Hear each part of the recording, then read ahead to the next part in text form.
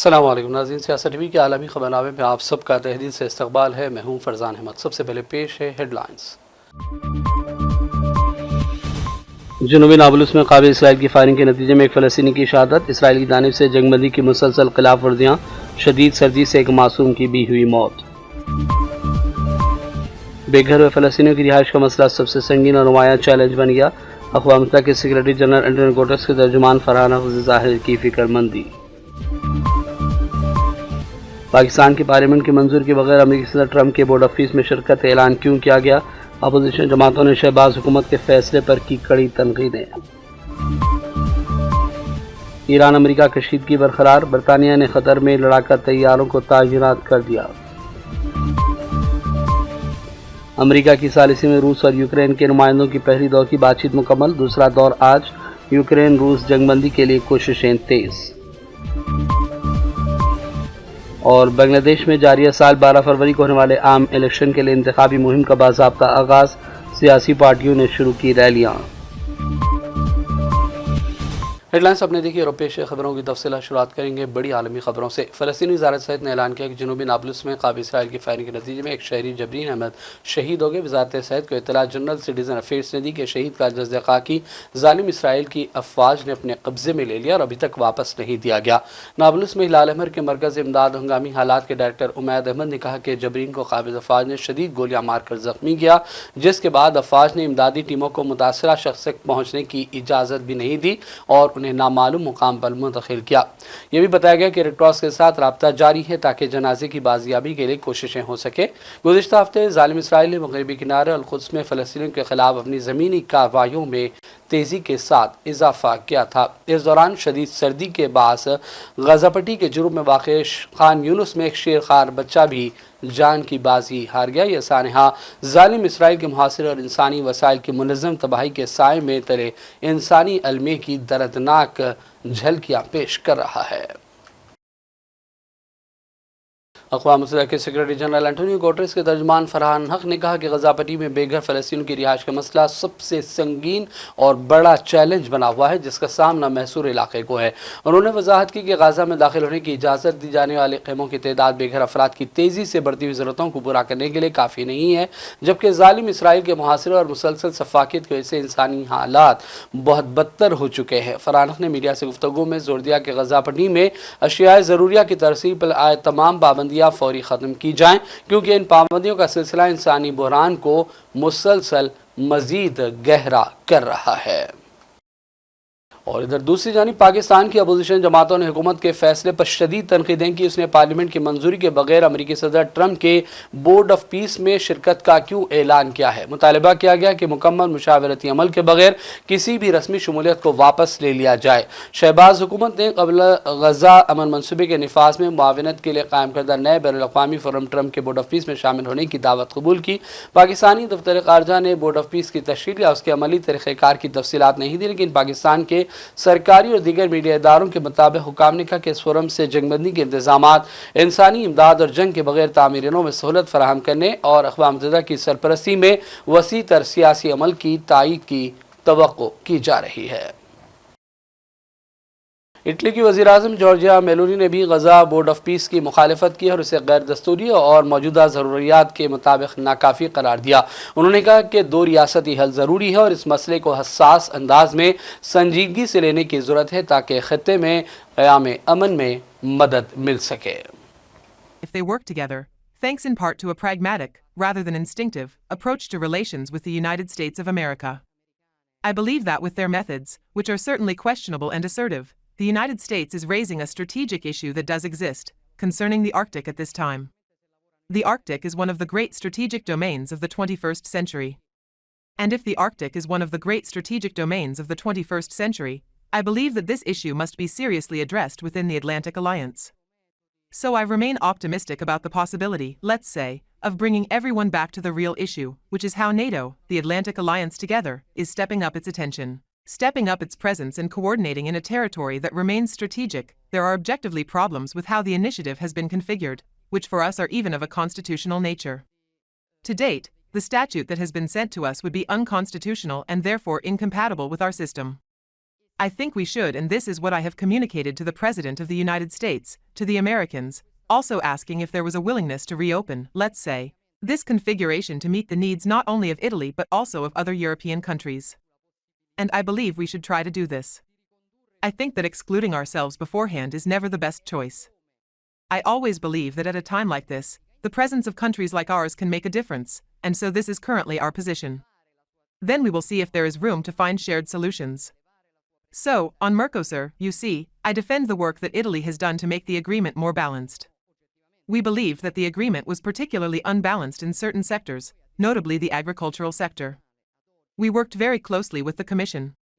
Thanks to the willingness of the Commission and our partners, we achieved some very important results in terms of reassuring.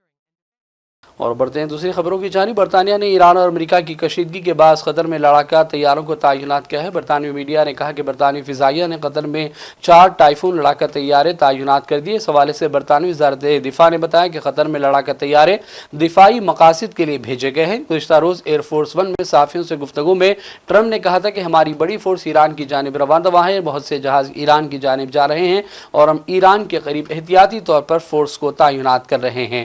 اس قبل Trump نے بھی کہا تھا کہ وہ ایران کے خلاف مزید فوجی کارروائی نہیں کریں گے, تاہم اگر ایران نے اپنا جوہری پروگرام دوبارہ شروع کیا تو امریکہ اس کا جواب دے گا.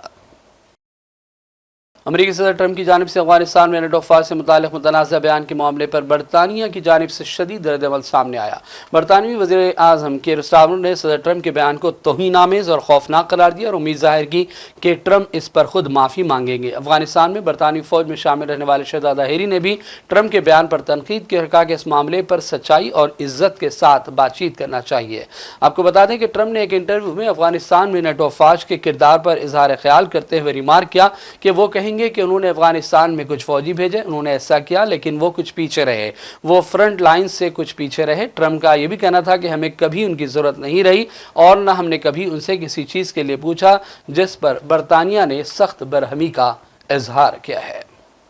The 457 of our armed services who lost their lives in Afghanistan. I will never forget their courage, their bravery, and the sacrifice that they made for their country. There are many also who were injured, some with life-changing injuries. And so I consider President Trump's remarks to be insulting and frankly appalling. And I'm not surprised they've caused such hurt to the loved ones of those who were killed or injured, and in fact, across the country. Well, I've made my position clear, and what I say to Diane is if I had misspoken in that way or said those words, I would certainly apologise, and I'd apologise to her.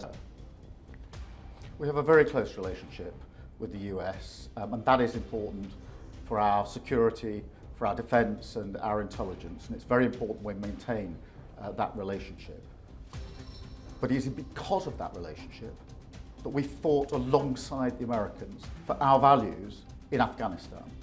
And it was in that context that people lost their lives or suffered terrible injuries. Iran نے امریکہ اور اسرائیل کو خبردار کیا اور کہا کہ کسی بھی قسم کے حملے کو مکمل جنگ تصور کیا جائے گا. امریکہ اور اسرائیل کی جانب سے حملے کے اندیشوں کے بیچ ایران نے رد عمل میں کہا کہ کسی بھی قسم کی جارحیت برداشت نہیں کریں گے. بدترین صورتحال کے لیے ہماری فوج مکمل تیار ہے. ایرانی حکام کے مطابق امریکی فوجی نقل و حرکت کے پیش نظر ہائی الرٹ ہے. محدود یا سرجیکل حملہ بھی ہوا تو سخت جواب دیں گے. یاد رہے کہ گزشتہ دنوں امریکی صدر ٹرمپ نے کہا تھا کہ ہماری بڑی فورس ایران کی جانب رواں دواں ہیں. پہلی مرتبہ امریکہ کے ساتھ روس اور یوکرین کے نمائندوں کی بات چیت ابوظبی میں ہو رہی ہے. اس سلسلے میں تینوں ممالک کے وفود یو اے ای میں ہیں. ٹرمپ نے طیارے میں میڈیا سے بات چیت کے دوران کہا تھا کہ ہماری اولین ترجیح سیز فائر اور جنگ بندی کے لیے کوششیں جاری رہیں گی. یاد رہے کہ روس اور یوکرین جنگ ختم کرانے کے لیے کوشش ہو رہی ہے. تازہ اطلاعات کے مطابق امریکہ کی ثالثی میں ابوظبی میں یوکرین روس مذاکرات کا پہلا دور مکمل ہو گیا. رپورٹ میں بتایا گیا کہ یوکرین روس مذاکرات کا آخری دور آج پھر ہوگا. مذاکرات کے دوران عالمی تنازعات کے حل پر زور دیا جائے گا. اماراتی صدر شیخ محمد نے یوکرین کے بحران کے حل کی تائید کا اعلان کیا. روس یوکرین جنگ فروری 2022 سے جاری ہے. یو اے ای کی ثالثی سے روس اور یوکرین کے 4641 فوجی اس سے قبل رہا کیے جا چکے ہیں. Anytime we meet, it's good. If you don't meet, nothing's going to happen. I mean, for the first 3 years, nobody met. Under Biden, nobody met. And you know one thing, if you don't meet, nothing's going to happen. So We are meeting, and we'll see what happens. I hope we can save a lot of lives. We had a conversation. I've had numerous conversations on Ukraine. It'd be nice to end that war. It costs us nothing. We make money. I don't want to make money, but we make money. इधर दूसरी जानिब China ने कहा कि Ukraine बहरान के हल के लिए मुज़ाकिरात वाहिद रास्ता है। एक रिपोर्ट के मुताबिक चीनी वज़ारत ख़ारजा के तर्जुमान गाओ जेगन ने मीडिया ब्रीफिंग के दौरान कहा कि यूक्रेन बहरान के हवाले से चाइना का मौक़िफ़ वाज़ेह है। वज़ारत ख़ारजा के तर्जुमान ने कहा कि चीन हमेशा सियासी हल और बातचीत के ज़रिए तनाज़ात के ख़ात्मे की तायीद करता रहा है। बांग्लादेश में जारी साल 12 फरवरी को होने वाले आम इलेक्शन के लिए इंतखाबी मुहिम का बाज़ाब्ता आगाज़ हो गया। बांग्लादेश में हसीना वाजिद की हुकूमत ख़त्म होने के बाद पहले आम इलेक्शन मुनक़िद होंगे, जिसके लिए सियासी जमातों और आज़ाद उम्मीदवारों ने इंतखाबी मुहिम शुरू कर दी। हसीना वाजिद के खिलाफ तहरीक चलाने वाले नौजवानों की जमात नेशनल सिटीज़न पार्टी ने ढाका से मुहिम शुरू की। जमात इस्लामी बांग्लादेश ने भी दारुल हुकूमत ढाका से अपनी इलेक्शन कैंपेनिंग का आगाज़ किया। इसके अलावा बांग्लादेश नेशनलिस्ट पार्टी के सरबराह तारिक रहमान ने भी ज़िला सलहट में रोड शो किया। दूसरी जानिब पाबंदी आयद होने के बाद साबिक़ बांग्लादेशी वज़ीर आज़म हसीना वाजिद की जमात अवामी लीग इंतखाबी दौर से बाहर बताई जा रही है। और अब आखिर में हेडलाइंस पर डालेंगे एक और नज़र। जनूबी नाबुलस में काबिल इसराइल की फायरिंग के नतीजे में एक फ़लस्तीनी की शहादत। इसराइल की जानिब से जंगबंदी की मुसलसल खिलाफ वर्जियाँ, शदीद सर्दी से एक मासूम की भी हुई मौत। बेघर हुए फ़लस्तीनियों की रिहाइश का मसला सबसे संगीन और नुमायां चैलेंज बन गया। अक़वाम मुत्तहिदा के सेक्रेटरी जनरल एंटोनियो गुटेरेस के तर्जुमान फरहान हक़ ने ज़ाहिर की फ़िक्रमंदी। पाकिस्तान की पार्लियामेंट की मंजूरी के बगैर अमेरिकी सदर ट्रंप के बोर्ड ऑफ पीस में शिरकत ऐलान क्यों किया गया? अपोजिशन जमातों ने शहबाज हुकूमत के फैसले पर की कड़ी तनकीदें। ईरान अमेरिका कशीदगी बरकरार, बरतानिया ने क़तर में लड़ाका तैयारों को तैनात कर दिया। अमेरिका की सालिसी में रूस और यूक्रेन के नुमाइंदों की पहली दौर की बातचीत मुकम्मल, दूसरा दौर आज।